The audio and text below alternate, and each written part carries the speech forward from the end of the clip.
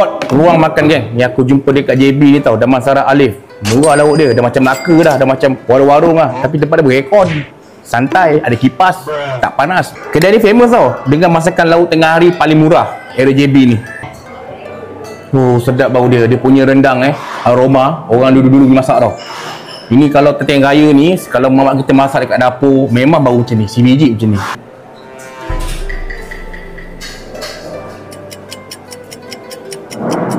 Macam yang aku cakap, dia rasa memang 400. Ini ada rendang dendeng.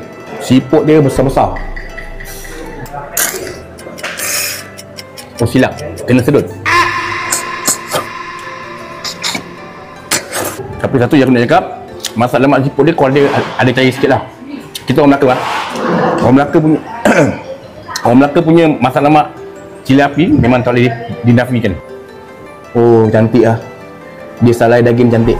Memang cantik.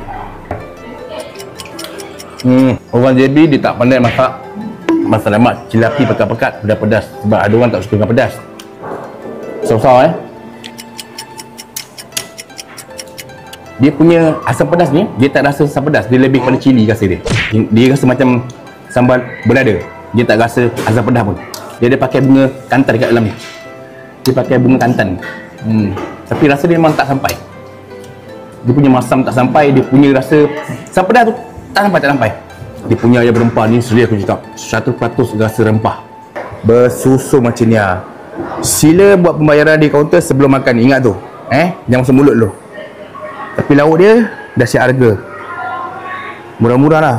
Macam standard Melaka punya lah harga lah.